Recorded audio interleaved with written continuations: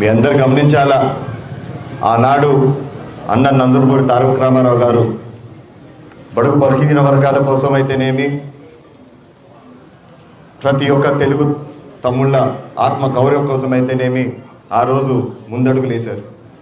మరి ఈనాడు మన చంద్రన్న గారు మన రాష్ట్ర భవిష్యత్తు బాగుండాలని చెప్పి, అదేవిధంగా మన భావితరాలు అంటే మన పిల్లల భవిష్యత్తు కూడా బాగుండాలని చెప్పి, ఈ రాష్ట్రం ముందుకెళ్ళాలంటే ఖచ్చితంగా మనం మళ్ళా పవర్లోకి వస్తేనే బాగుంటుందని చెప్పి చూసాం. మనము గత 5 ఏళ్ళ అరాచకాలు చూసాము. అవన్నీ చూశాక మాత్రం ఖచ్చితంగా తెలుగుదేశం పార్టీ మళ్ళా ప్రభుత్వంలోకి వస్తే తప్ప మారదని చెప్పి, మన భవిష్యత్తు బాగుండదని చెప్పి ప్రతి ఒక్కరూ గత 5 ఏళ్ళు కష్టపడి ఈరోజు పార్టీని నిలబెట్టారు. నేను కోరేది ఒకటే, మీ అందరి నుంచి, మీ అందరికీ నేను ఒక్కనే కనిపిస్తున్నా. నాకు చంద్రన్న గారు ఒక్కరే కనిపిస్తున్నారు. కానీ చంద్రన్న గారికి ఎంతమంది ఉన్నారో ఒక్కసారి ఆలోచించండి. ప్రతి ఒక్కరిని చూసుకోవాలంటే ఎక్కడో చిన్న లోటుపాట్లు జరుగుతూ ఉంటాయి. వందలు కాదు లక్షల్లో ఉన్నారు జనాలు. అయినా కూడా చాలా వరకు ప్రయత్నం చేస్తూనే ఉన్నాడు. ఎక్కడెక్కడన్నా ఏమన్నా చిన్న సమస్య వచ్చినా కూడా అక్కడ చంద్రన్న గారు అయితేనేమి, ఇక్కడ మనమైతేనేమి ప్రతి పల్లె తిరిగి పరిష్కరిస్తున్నాం.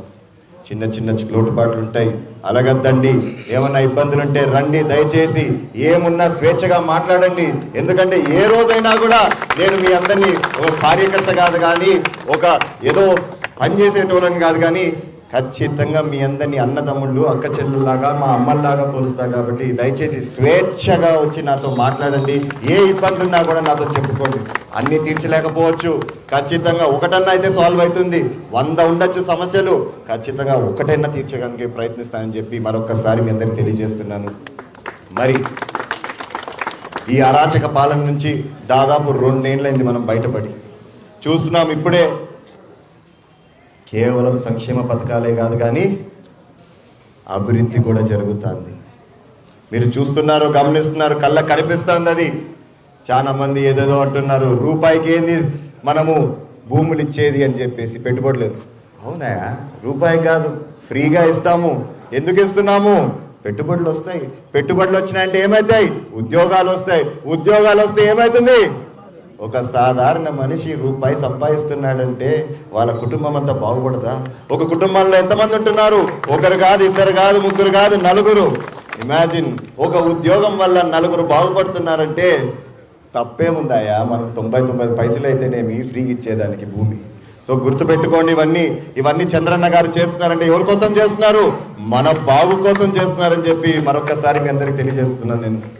అదేవిధంగా మీరు గమనించాలా, మన తాడిపత్రి ఈరోజు ఈ విధంగా ఉందంటే ఎవరి వల్ల సాధ్యమైంది? ఆ రోజు కానీ మన పెద్దలు జేసీ దివాకర్ రెడ్డి గారిని ఆలోచించకపోతే, ఆ రోజు కానీ మన కాలువలు అయితేనేమి, మన రోడ్లు అయితేనేమి ఎక్కడన్నా ఉన్నాయా? పల్లెలన్నీ అభివృద్ధి చెందినాయంటే కేవలం పెద్ద ఆయన జేసీ దివాకర్ రెడ్డి గారు కదా. ఆ రోజు ముందు చూపుతో కాలువలు కట్టాడు. అందుకు ఈరోజు నా హయాంలో నీళ్ళు ఇప్పించగలనా? అదే ఆ రోజు ఆయన కట్టకపోతే ఏమైంది? అదేవిధంగా మీరు మున్సిపాలిటీ చూడండి. ఈరోజు మున్సిపాలిటీ నంబర్ 1 మున్సిపాలిటీ ఉందంటే ఏమి ఊరికే వచ్చిందా? మన పెద్దలు జేసీ ప్రభాకర్ రెడ్డి గారు కృషి చేస్తే కదా ఈరోజు మున్సిపాలిటీ నంబర్ 1 మున్సిపాలిటీగా వచ్చింది. ఏమయ్యా మీకు యాడన్నా చూపిండా?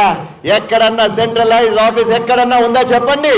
ఏసీ సెంట్రల్ ఆఫీస్ కౌన్సిలర్లు కూర్చోవడానికి, అధికారులు కూర్చోవడానికి, పనులు జరుపుకోవడానికి ఎక్కడన్నా ఉందా?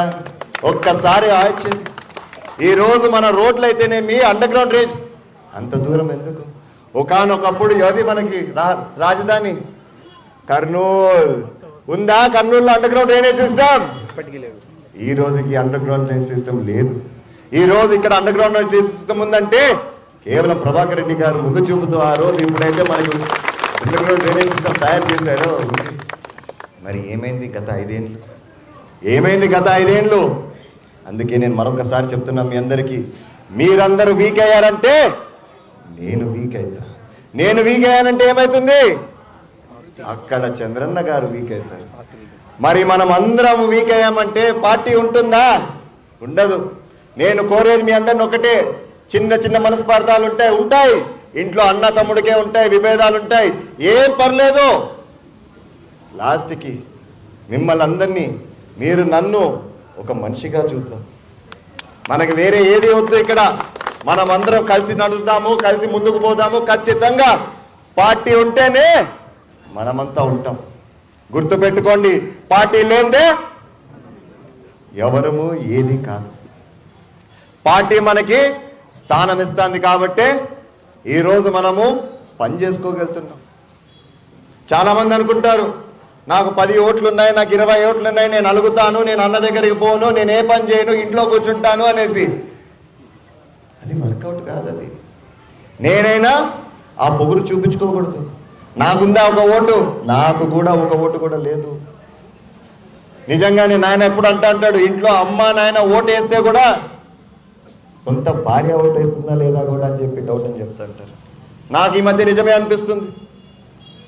ఎందుకంటే స్వేచ్ఛ పెరిగిపోయింది, అందరికీ ఇండివిజువాలిటీ పెరిగిపోయింది, ఎవరి పార్టీకి వాళ్ళు ఉంటున్నారు.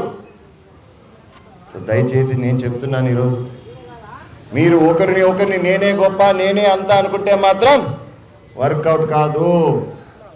ఎప్పుడైనా పార్టీ సింబల్ మనకు ముందుండాలా, పార్టీ జెండా రెపరెపరాడాలా, పార్టీ ఎప్పుడు పైనుండాలా, ఆ పార్టీని మోస్తానే ఉండాలా, జెండా మోస్తేనే మనం ముందుకు పోతాం. గుర్తు పెట్టుకోండి ప్రతి ఒక్కరిది. నాకు పొగరు ఉండకూడదు, మీకు పొగరు ఉండకూడదు, ఎవరికి ఎటువంటి పొగరు అనేది ఉండకూడదు. పార్టీ పార్టీ పార్టీ పార్టీ ఆ జెండా లేదే మనమంతా సున్నా. కష్టపడదాం. మనం ఎంతో చేసే పని ఉంది. ఇంకా ఇందాక పెద్దలు జేసీ ప్రభాకర్ రెడ్డి గారు ఒకటే చెప్పారు, స్మార్ట్ సిటీ, స్మార్ట్ కిచెనే కాదు, స్మార్ట్ సిటీ చేస్తాం. ఎందుకు చేయలేం? ఇంత అభివృద్ధి చేసినప్పుడు, ఇంత కంప్యూటర్ యుగంలో, ఇంత స్పీడ్ యుగంలో ఎందుకు చేయలేం? ఏమంటే అడుగడుగునా డబ్బుతో కూడిన పని ఇది. అయినా ఏం భయం లేదు, ఇబ్బంది లేదు. ఎప్పుడన్నా విన్నారా ఒక మున్సిపాలిటీ బడ్జెట్ 150 కోట్లు అని చెప్పేసి?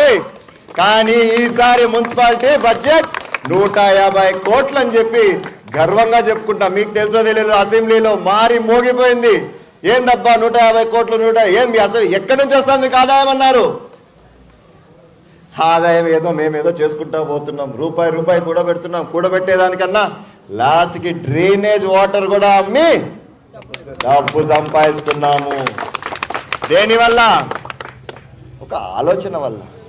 ఆ ఆలోచన ఎలా వచ్చింది మీ అందరికి తెలిసిండేదే. పెద్దలు 24 గంటలు క్షణం క్షణం ఎప్పుడు చూసినా నా తాడిపత్రి, నా తాడిపత్రి, నా తాడిపత్రి అంటానే ఉంటాడు. మళ్ళీ ఆయన ఒక్కడే నా తాడిపత్రి అంటే అవుతుందా? మీరందరూ కూడా మా తాడిపత్రి, మా తాడిపత్రి అంటే ఆ స్వరానికి ఈ తాడిపత్రి అనేది కలిసి మనకి అభివృద్ధి చెందుతుంది. కానీ ఆయన ఒక్కడే మా తాడిపత్రి అంటే కాదు ఇది. సో దయచేసి నేను మళ్ళొక్కసారి కోరుతున్నా, ఇక్కడ లేని వారికి కూడా మీరు చెప్పాల్సిండేదే. దయచేసి దయచేసి దయచేసి గుర్తుపెట్టుకోండి, మీరందరు చేస్తేనే ఈరోజు అభివృద్ధి చెందుతుంది. కాబట్టి చిన్న చిన్న విషయాల కోసం అలగద్దండి. ఏమున్నా వచ్చి చెప్పండి, మాట్లాడుకుందాం. మరొకసారి మీ అందరికీ ధన్యవాదాలు, కృతజ్ఞతలు. ఎప్పటికీ మరవలేము. ఇందాక పెద్దలు చెప్పినట్టు ఎస్, నాకైతే ఒకటే ఉంది, ఒట్టి తాడిపత్రి మున్సిపాలిటీ కాదు, మొత్తం నియోజకవర్గం అంతా నంబర్ 1 నియోజకవర్గంగా చేయాలని చెప్పి నాకైతే ఉంది. మరి మీ సహాయం కావాలి నాకు. అది మీరందరూ ముందుకు వస్తే నేను 10 అడుగులు ముందుకు వేసేదానికి సిద్ధంగా ఉన్నాను. ఆల్రెడీ చేస్తున్నాను, పరిగెత్తుతున్నాను, చూస్తున్నాను. మీకు నీళ్లు కావాలంటే కూడా, నీళ్లు రాని టైంలో కూడా నీళ్ళు వచ్చేదానికి నేనెంత పోరాడానో నాకు తెలుసు, నాతో పాటు పోరాడినాను వారికి తెలుసు. నేను ఇది ప్రతి ఒక్కరికి చెప్తున్నాను. ఊరికే ఏందనుకుంటున్నారా? యాడికి కావాలవా? ఇచ్చేటోడు బండి ఇచ్చాడు, ఇచ్చేటోడు పెట్రోల్ పోసాడు, నాకు సాయం అంతా నేనేసాను. ప్రతి ఒక్క రైతు ట్రాక్టర్ ఇస్తే ఈరోజు యాడికి కాలువ ఒకటే కాదు, యాడికి నుంచి వడుగురు ఒకటే కాదు, వడుగురు నుంచి యాడికి, యాడికి నుంచి మళ్ళీ ఇటు సైడ్ పప్పూరు, అన్ని కాలువలకి నీళ్ళు ఇచ్చే విధంగా అయింది ఈరోజు. ఇదంతా ప్రతి ఒక్కరు ముందుకు వచ్చారు కాబట్టి నేను అడుగుతున్నాను ఈరోజు, తాడిపత్రిలో కూడా, టౌన్లో కూడా నాకు అదే సహాయం కావాలా మీ అందరి నుంచి. మీ అందరు చేస్తారని నమ్మకం ఉంది.